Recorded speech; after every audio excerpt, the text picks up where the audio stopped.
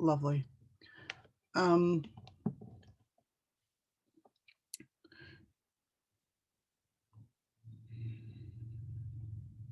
sorry, I'm just pulling up my notes for today.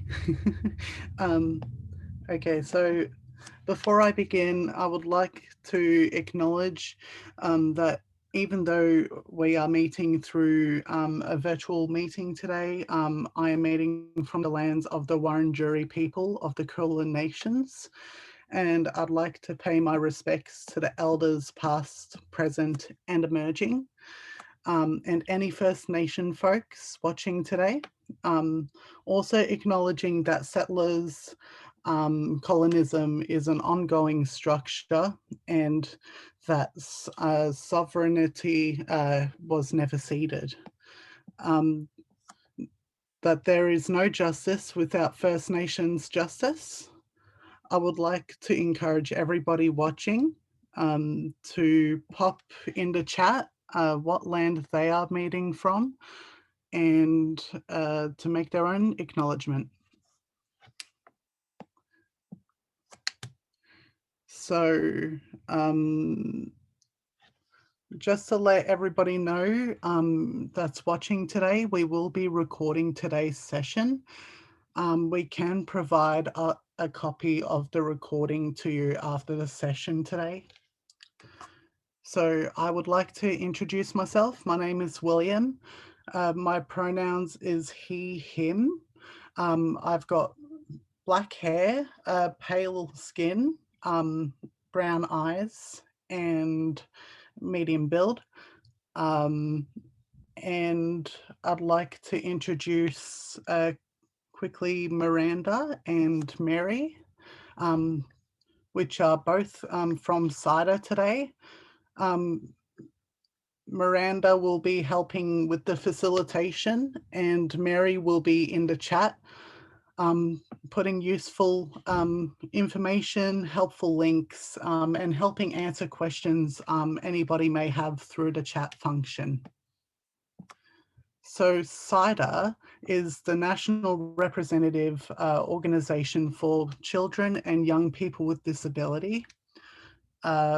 Put simply, it's CYDA's job to make sure that governments are listening and responding to the needs, strengths, and voices of children and young people. Also, just a quick reminder that CYDA will be sending out the presentation to everybody attending today after the presentation has finished. Just to let everybody know about the support that CYDA will be providing during today's webinar. We will be talking about the NDIS. I want to acknowledge that some of you in the session may have had some distressing or experiences with the NDIS. If today's session brings up anything for you that may distress you, there is a free hotline called Blue Knots who can be offered to support you. Their number is 1800 421 468. Mary, if I could, I'll ask you to put it into the chat function if possible.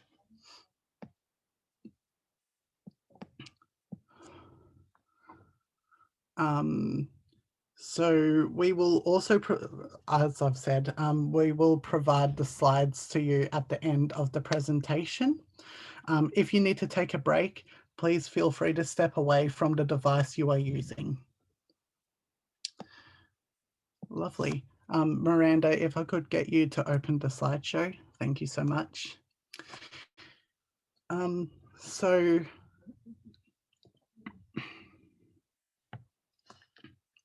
So the key terms that will be used in the session today,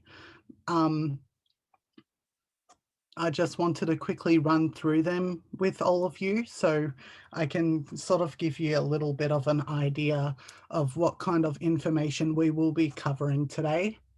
So I'll give you an explanation of who we're talking about. So the NDIS is short for the National Disability Insurance Scheme.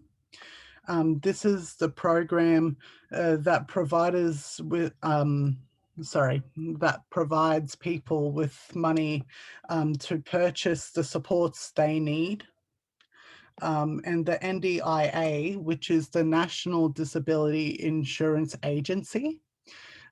This is the government department that is in charge of the NDIS. They make the rules and the final decisions about things such as who can access the NDIS and how much money people can get from it. So here's a bit more of background information on today's session. So the NDIA wants some big changes to know how the NDIS works. This includes changes to the steps you need to take to get access to the NDIS, as well as changes to planning meetings and how your NDIS plan is formed. The NDIA releases 3 papers, which is on their website right now, that explains all the different changes they want to be made. They are currently asking the community for their feedback on what they think about these changes, and the feedback is due in 2 weeks' time. So currently CYDA is writing to them to make sure that the voices of children and young people are included in the feedback.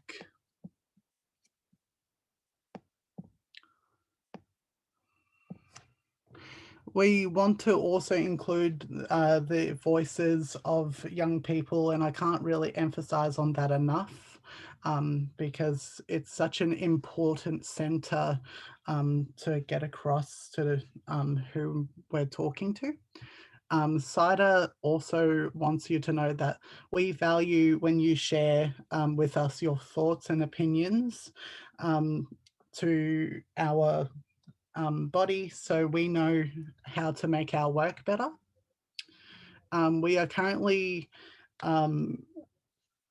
We currently have a survey asking young people about their experiences with the NDIS. We will use the responses from this survey to help shape what we say when we provide our feedback to the NDIA.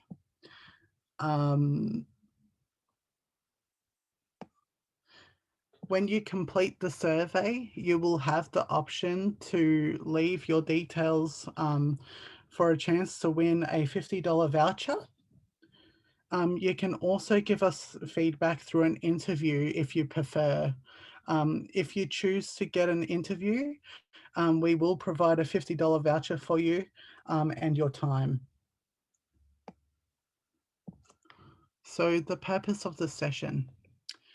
The changes will impact you and other people with a disability who use or are trying to access the NDIS. We want to let you know what these changes will be about and what they might mean for you. We also want to encourage you to use your voices and to have a say about the changes that are happening. You can do this with our survey or by providing your own individual submission on the NDIA website. We also wanted to provide you the opportunity to ask questions about the changes. We'll do our best to try and answer everything that is asked in the comments section.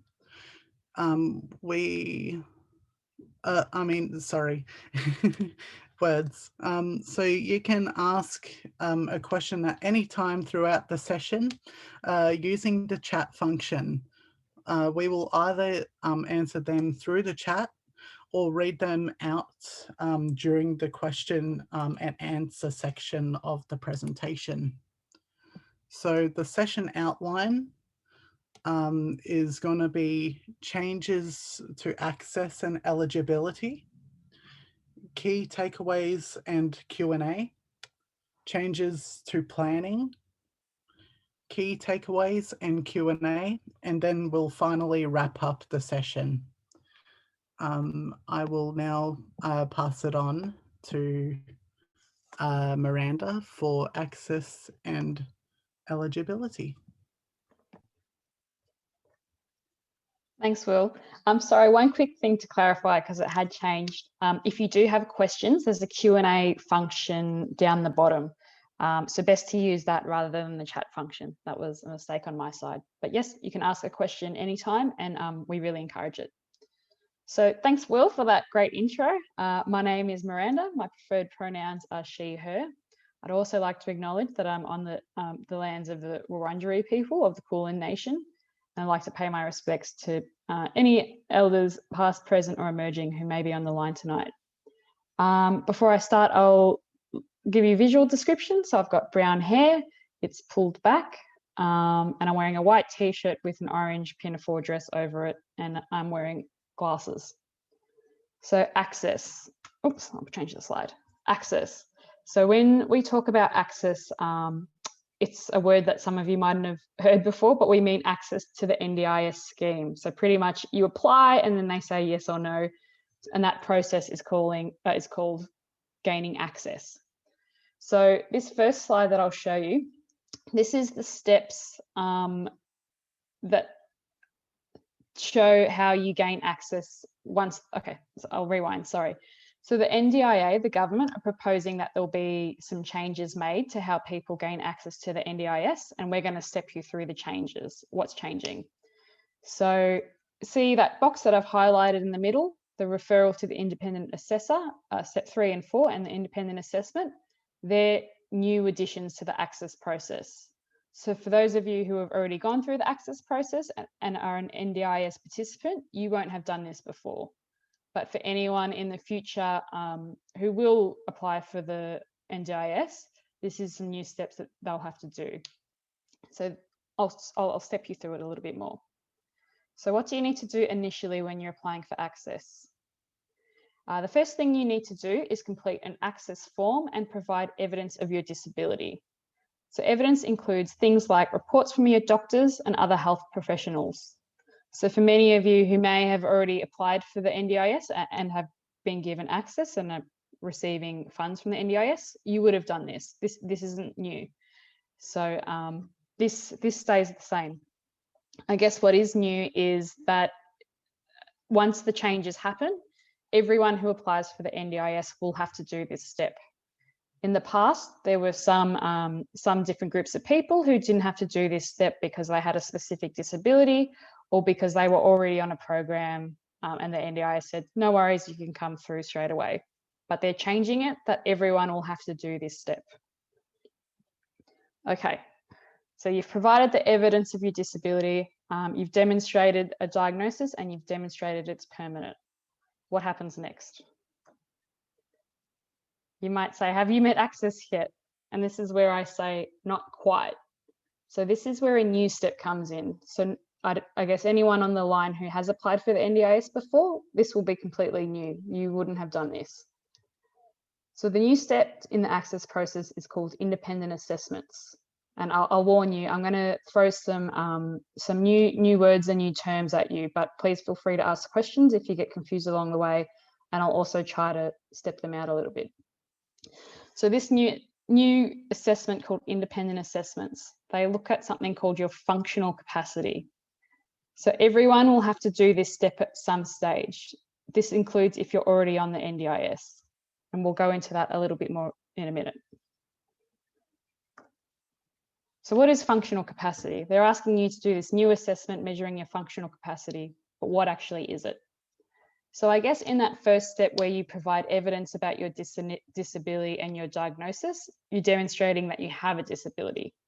Whereas functional capacity looks at how your disability might impact your ability to do everyday things.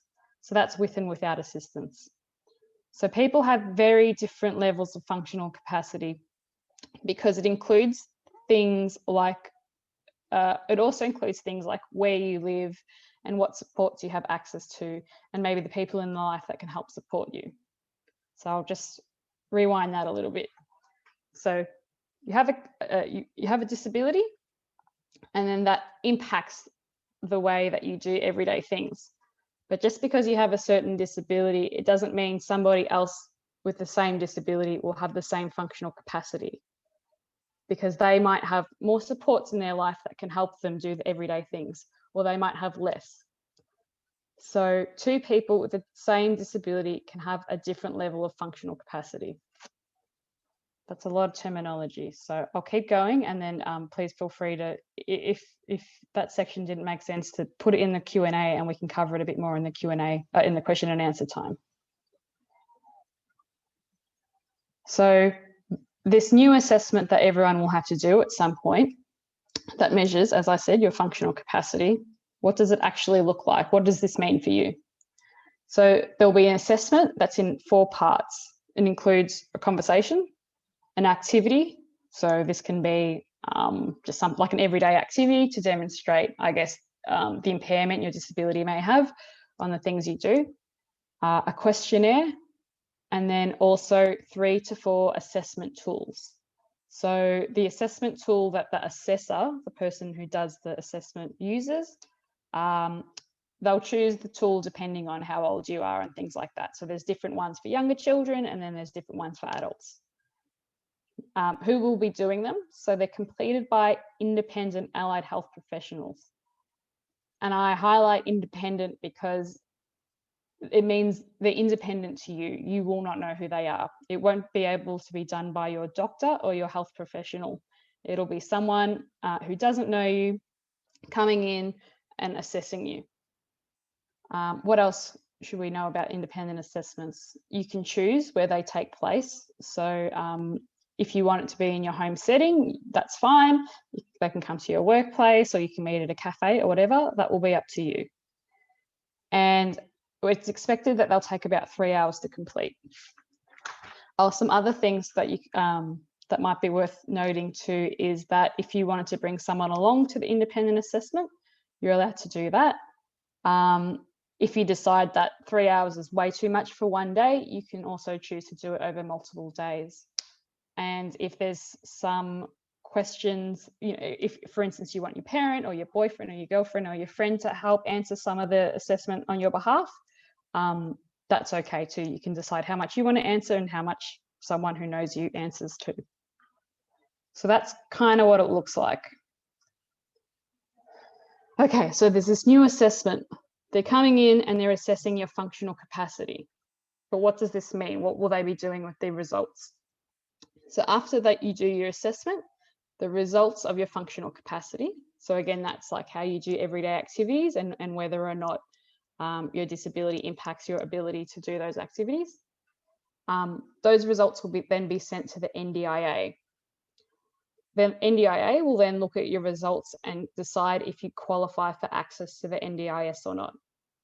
So just to make that clear, this new assessment will also decide if you get access to the NDIS or not. So that's quite new. You used to have to do 1 step, and now there's 2 steps. In some instances, for some people, there'll actually be 3 steps. The NDIA might also ask you to provide some more information and evidence. So examples of this will be a history of what supports you've used in the past. So I hope everyone's following along. There's a new assessment that everyone who wants to access the NDIS needs to do. That assessment looks at a person's functional capacity, and then whatever the results say about your functional capacity, then determine if you get access to the NDIS or not.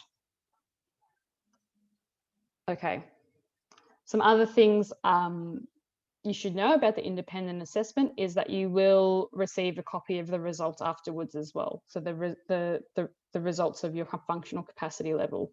But that doesn't necessarily mean you'll get access. It just means you get to see the results. Something very important, which I will explain later on, is the results of this new assessment will also shape your draft plan budget. So this is the amount of money you get to purchase supports, but I'll explain that more later. Okay, so that was a lot of information. Will, what are the key takeaways? What are the things we should know before we move on? Thank you so much, Miranda. So today, from what Miranda has told us about access and eligibility, so the key takeaways from what she has just explained to all of us is there is a new step in access process called independent assessments. And the assessments look at the person's functionality and the capacity of it. The outcomes of this new assessment will help decide if you can access the NDIS or not. Everyone will need to do this assessment at some point, including if you're already a part of the NDIS. We will explain this in the next section of the presentation shortly. They must be completed by someone who doesn't know you, meaning it can't be done by a doctor you may know already or any other health professional you may have a previous relationship with. So I'm just going to quickly highlight that there was a question asked in the Q&A section. And the question was, what are the qualifications of the staff completing the independent assessments that the person's presuming that they're occupational therapists, and Mary Sawyer answered delightfully saying that the question would be asked during this. So Miranda, I'll throw the question to you. Yeah, thanks, Will, and great question. So the professions, they're currently recruiting at the moment, actually. So you can go online and you can look on like seek.com.au and you can see the kinds of people they're recruiting for if you're interested. But they're recruiting allied health professionals. So that does include OTs, but it's really, really broad. They've said, you know, OTs, things like physiotherapists, like speech pathologists, that's all under the allied health professional umbrella. But it is something that we're, as a sector, as a disability community, keeping a really close eye on, because it is important that people have the right qualifications. And yeah, I guess we're really keen to know more and make sure that the right people are hired if these changes are going ahead. So yes, they said they'll hire allied health professionals, and we'll be monitoring the kind of people that are hired.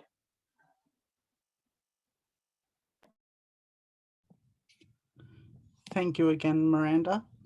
So the next question that came in is what happens if the functional assessment doesn't give an accurate assessment of your needs and you don't end up with enough supports? This is a really good question, and I think this is where it's really complicated. So I guess one thing I'll make clear is we're talking about the NDIA. These changes are not in concrete yet, so there's still time for us to push back if we don't agree with the changes. But I'm talking, I guess, assuming that they're going to happen. So assuming that these changes get made, and then everyone will have to complete an independent assessment. If you're not happy with the outcome of your independent assessment, you can't actually appeal.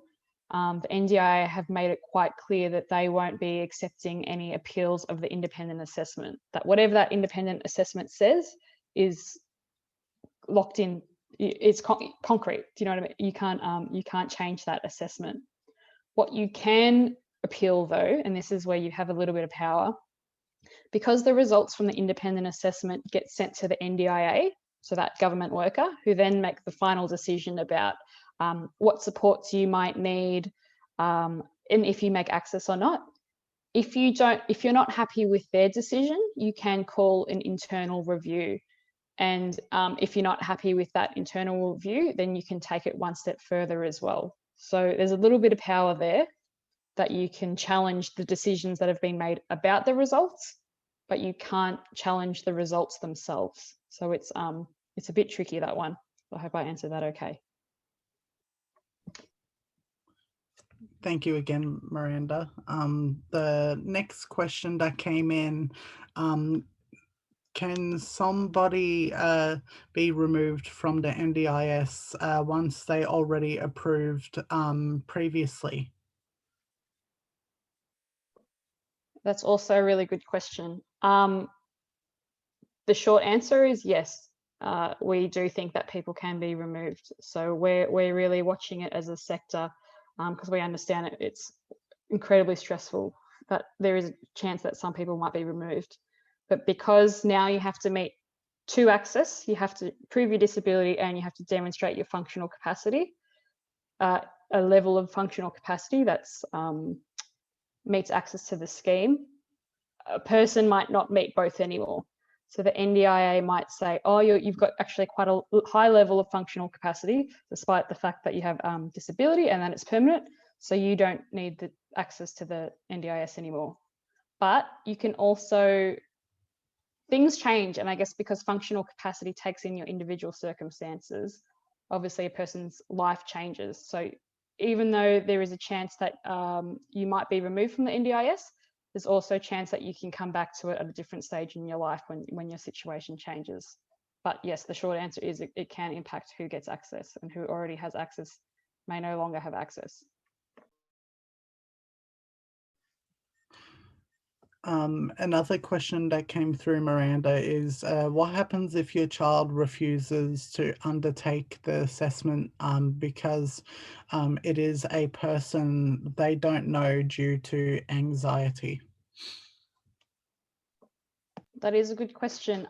There are, and I don't have the list in front of me, I'm sorry, but there are 2 exemptions to who has to do the independent assessments.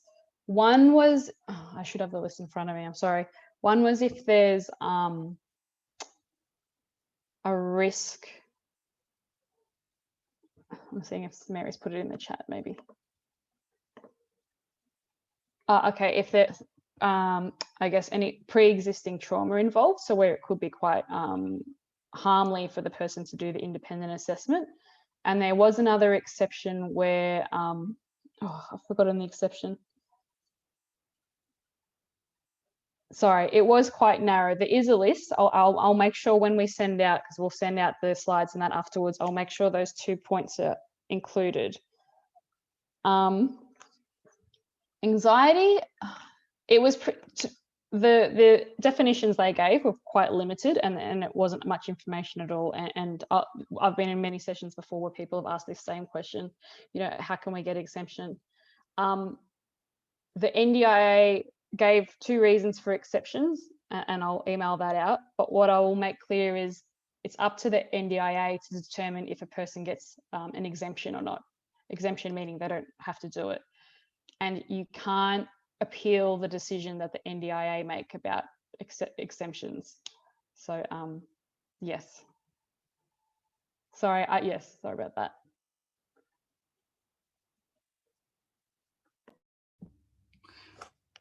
Thank you, Miranda. And I think we'll say this is the last question, and then we'll move on to the next section of the presentation.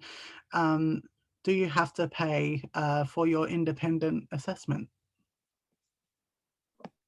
No, they are free. The NDIA will pay for them, but in saying that, you can't ask for a second one or a different one. They'll only pay for the one, and then once that's it, that's like you don't get another chance.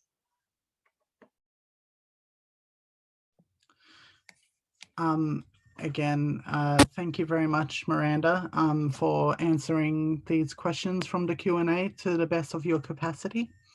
And to Mary for guiding us through. So I will now throw to Miranda to take you through the changes in the planning process.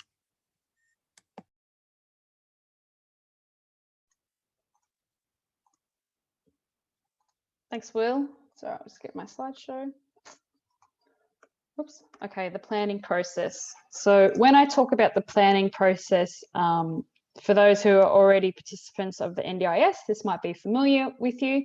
It's when you've already made access. So they said, yep, you can join the NDIS and you can get supports. And then it's figuring out what kind of supports you need and how much the NDIS will give you so you can purchase those supports. So this diagram in front of you, I know it's a lot of writing, so don't worry too much. I just guess I want to demonstrate this is what the NDIA have made, and these diagrams are online if you're interested. But it's quite different, the process. And I've highlighted step 4, and again, don't worry too much if you can't read it or see it properly, because I will go through this properly. But step 4 is where you come in. So I guess I wanted to highlight that because step 1, 2, and 3 all happen before you even get a say. So I guess in the past, you know, the planning process, you meet with a local area coordinator or an NDIA planner, whoever you're working with, and you discuss your goals and what your aspirations, and then from there you determine what supports you need going forward. It's pretty different now because that's already determined before you even start the planning meeting. So with that, I'm going to go through it. And again, this is going to be a lot of info coming your way, but hopefully we can wrap it up tightly at the end and then ask some questions. So this term that I'll be using today, a planned budget. So this is pretty much the amount of money that the NDIA give you to purchase the supports you need to meet your goals. So currently, your planned budget is decided after your planning meeting. This is changing. In the future, the results from the independent assessment will decide the size of your budget. This will happen before the planning meeting. So just to step that out a little bit, as I said, currently you have your planning meeting where you meet with the planner or the local area coordinator.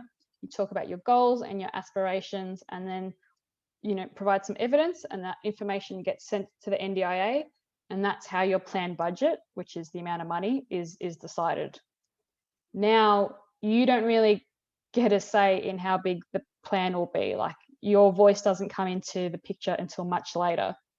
So that independent assessment that I was talking about before, that is now needed to grant access to the scheme, that will also decide the size of your budget.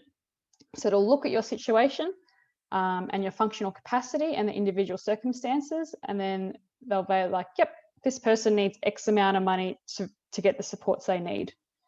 So as I said before, you could have 2 people with the same disability that have very different functional capacity because of their circumstances. So just because you have the same disability as the person next to you, it doesn't mean you'll get the same amount of money. However, someone with the same functional capacity, so similar circumstances and similar needs and need similar supports, you should be getting a similar level of money as them. So this, and I'll try to explain this a little bit more in the next slide. So as I said, the NDIA will look at your functional capacity. So it's one big picture of you, including your disability, but also where you live and the people in your life and supports and things like that. And they'll give you one package of reasonable and necessary supports. So one amount of money, if that makes sense. Oh, the next slide I think will help a little bit more. So for anyone who already has access to the NDIS, the diagram on the left, the first one, that might look a little bit familiar. So your plan consists of lots of different reasonable and necessary supports for different things in your life. So they should be linked with your goals and aspirations. So you might have a reasonable and necessary support budget for something like employment, and then something else for transport and things like that. So lots of little ones. Whereas what's happening now, which is the picture on the right, is rather than having lots of little supports that are reasonable and necessary, they're going to give you one big package of reasonable and necessary level of funding. So there's a few other things that are changing with your funding as well. So at the moment, the funding is like when you get your reasonable and necessary supports, they're in the categories of capacity building, core supports, and capital supports. So those three categories, and it's quite fixed how you spend the money. So this is changing. Those three categories will no longer exist. Instead, there's going to be fixed funds and flexible funds. So you do independent assessment, the NDI look and they say, yes, this person will need, I don't know, just say $80,000 for 12 months. When they give you this $80,000, some of it will be fixed and some of it will be flexible. So I'll go through that. So the fixed funds means it's money that the NDIA have decided you can only spend on certain things.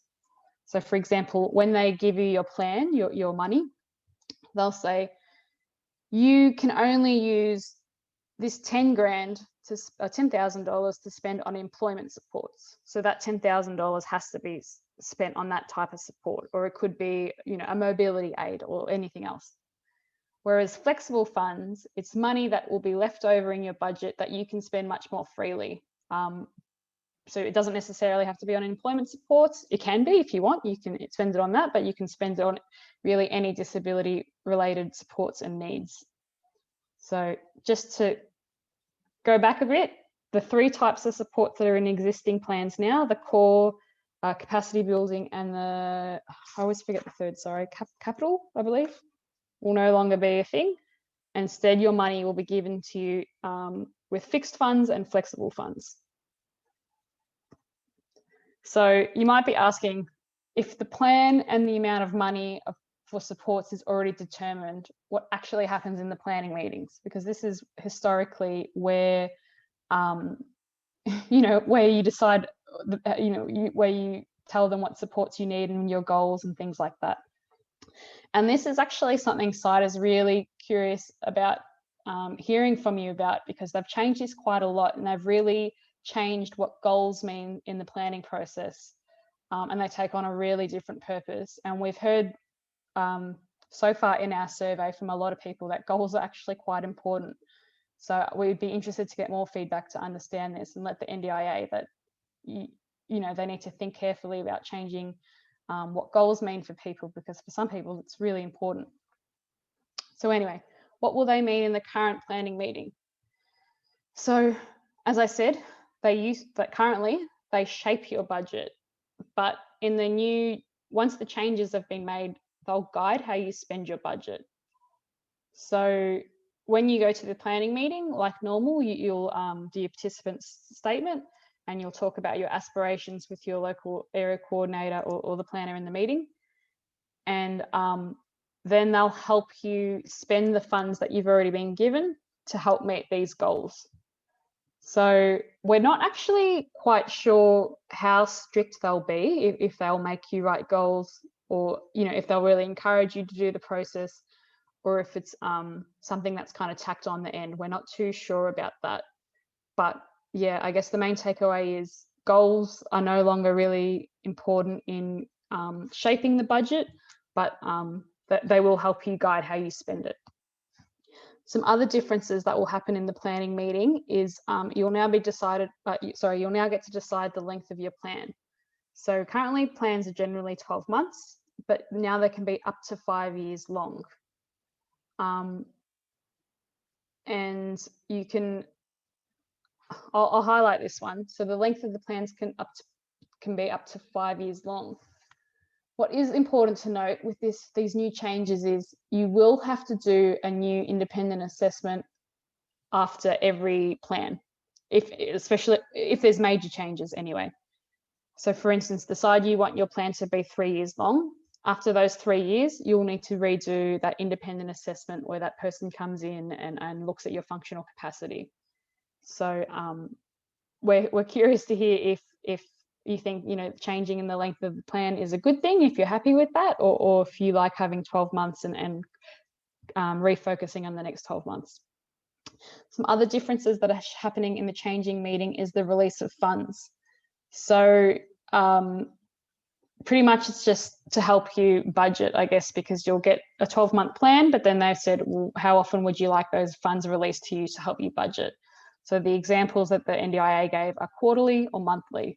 So in short, this just means how often they'll give you the money so you can spend it. And then once that month's done, you get your next amount of money. Yeah. And if you don't spend, so for instance, in May, you get a certain amount of money from your budget. If you don't spend that amount in June, it will carry on. So it's not like you have to spend all the money in the month, but it's just supposed to be something to help you. Something else that will be different too is the frequency of check-ins. So currently your local area coordinator or the planner that you work with is supposed to check on you so often to just make sure you're doing okay, that you're able to spend your money, that you're not having any problems. It's now up to you to decide how often you want these check-ins to be. So for some people, it might be a bit of a nuisance. So they'll say, oh, once every 6 months or once every 12 months is okay with me. But some people might really like it when their local area coordinator checks in, so you can do it more often.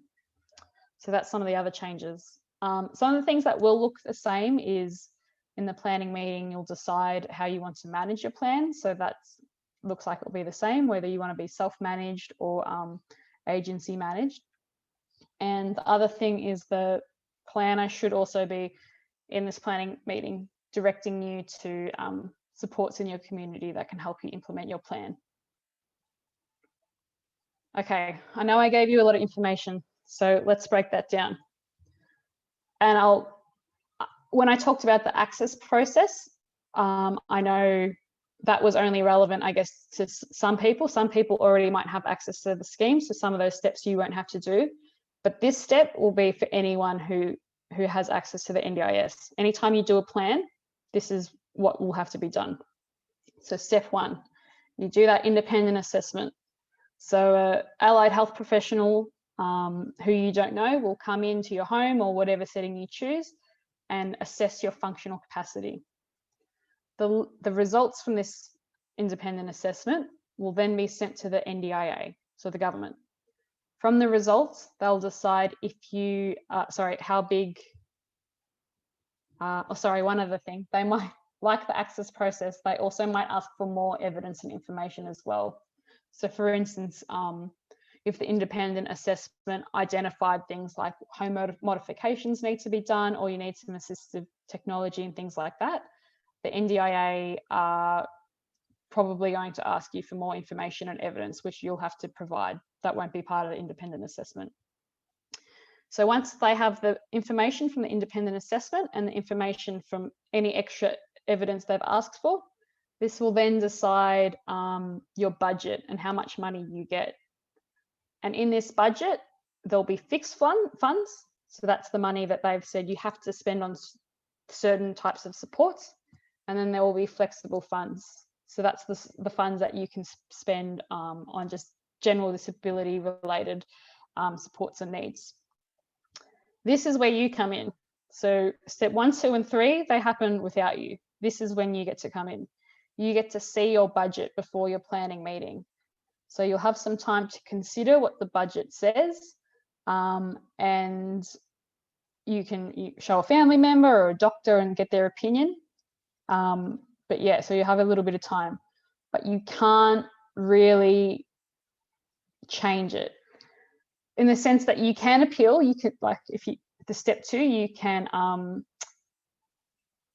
can appeal or ask for a review of the decisions that the NDIA made. So for instance, when they looked at that extra evidence and things like that, you can say, well, actually, you know, you didn't look at this, or this isn't enough money for the whatever. You can appeal the decision the NDIA made, but you can't appeal the results of the independent assessment, which will shape most of your budget. Okay, so you've got your budget, you've gotten time to consider it, and then you go into the planning meeting. So here is where you discuss your goals. So you talk about the things that are important to you and what you'd like to achieve. So then the local area coordinator or the planner will help you decide how you want to spend your money so you can best achieve those goals. And then in that planning meeting, you'll also decide those things I was talking about, like how long you want your plan to be, how long you want in between the check-ins, and how often you want to receive the money. So after that, the NDIA will look at it and approve it, and then you'll have a plan. So again, depending on how long you want that plan to be, could be 1 year, 2 years, up to 5. But once that finishes, once that plan has expired and you've used the funds for those 5 years or whatever, you'll have to start the process again. So you'll be doing all those same things again. So yes, I'll go to Will. What's some of the things that we should absolutely know from all that information I just gave you?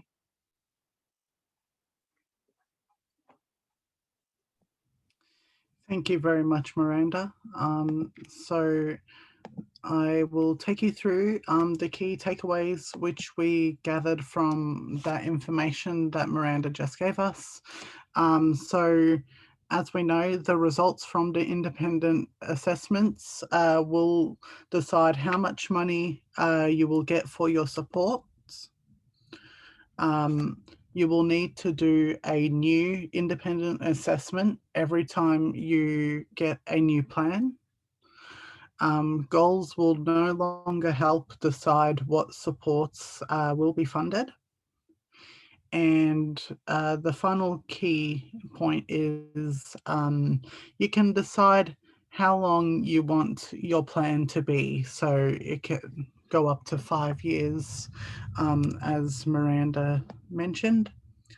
So now we will do a Q&A.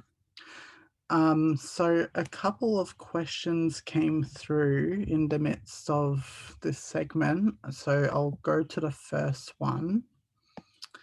So the first question is, how from one assessment taking 3 hours, can they decide what their needs are? So where it has taken professionals years to work out needs.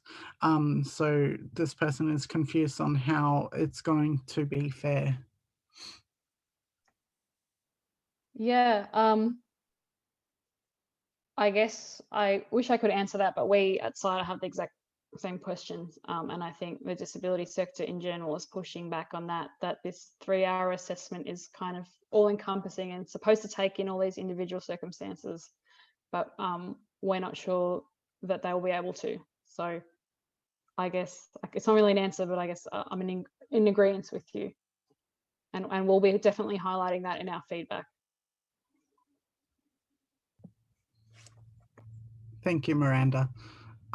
So we've also got another question from an anonymous attendee. So this person said, my child has selective mutism. I don't know if I pronounced that right, so if I didn't, I'm sorry. So not sure whether they will be able to communicate effectively with an independent assessor. So they're also transgender and feel like they'd be judged. There's no way they'll have someone check if they can shower or dress themselves. Thanks for that, Will, and thanks for the question. So I guess a similar question was asked in the last section, and Mary has since put in the chat. She sent me the exemptions I was trying to remember before. So the first one was, as I said, when risk and safety involved, either for the assessor or for the individual, if there's specific trauma-related concerns. And this is the second exemption, and I'll read it aloud because I guess in answering your questions, we're working off this information, and it's quite vague, and I know this is quite stressful for a lot of individuals and families, and this is the information that we're working with. So the other exemption is assessment is inaccessible or invalid. where they may be concerns about the process producing valid information and other sources and or forms of information are better suited. For example, a support person can't be identified to complete relevant components of the independent assessment. So it's still pretty vague, and I know a few of you in the Q&A have mentioned specific disabilities, and to be honest, we're just not too sure. And I think it's also really important that you highlighted the importance of gender and identity, and how you need to be comfortable with the assessor. And this is something we're quite concerned with too at CYDA, because it just hasn't been acknowledged. It's all they talk about it all quite objectively, like that rapport isn't important in these independent assessments, but I think we would push back on that. So again, sorry I can't answer those questions, but I know it is a real concern in the community, and we share those concerns.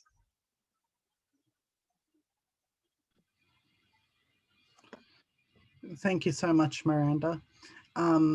So we just wrapped up the Q&A on the dot of time, so I think I'll move us on to the wrap up. So if you could bring up the slide, Miranda, that'd be great. So just to summarize what we've gone through together in all of this information we have given to you. So we have discovered together that obviously the processes through the independent assessments will be changed, and some of NDIS's processes that exist now and may be changed further in the future haven't always looked at the accessibility side of things. Myself, as a person with lived experience of disability, and also as the facilitator of this session, I can definitely agree the NDIS could do better with accessibility and inclusion of people who are looking to use the system. So I would love to thank everybody who has watched today's session. We appreciate that you have taken the time to ask all of those marvelous questions and share your experiences with us on, all of your situations and curiosity on how the system works. So I would love to mention how important it is to hear from young people with disability, and also everybody who wants to learn about the process. We would love to thank everybody again. And just another reminder, before I pass on to Miranda, just to let you all know that we value all of your perspectives and all of your circumstances, and we would love to hear your experiences more with the survey that you could fill out. So Mary, if I could get you to put the survey into the chat or section again, thank you so much. If everybody here who's listened to us could please fill that out, we would much appreciate it from CYDA and myself. And I'll pass it on to Miranda to wrap up. Thanks so much, Will. Yeah, I guess I'll just reiterate that these are changes that the NDIA have proposed. Nothing's in concrete yet. There are some things that we can assume they're steaming along with, but it doesn't mean we still can't have a voice and push back and have a say. So CYDA will be putting a submission in, and it will be public. So it will be public in a few weeks' time. And I guess thank you for coming tonight and for your questions, because they help us shape the submission. I just want to reiterate, though, the importance of that survey that we've got running at the moment, and helping us gather the information, concerns of families and young people, and how heavily we rely on making sure that we represent what needs to be said through this survey. So please, I really encourage you to share. There's a survey specific for young people. So if you have, if you're online, please complete that survey. And then there's one for families as well. And please share it with your networks as well, because we're really trying to yeah, get everyone together and be loud together. So thank you. I think that's it. Thank you so much for coming tonight, and thanks to the captioners, and thanks for Mary on the chat. Yeah, so we will send the slides and I believe a recording to everyone who attended tonight's session. So thank you very much.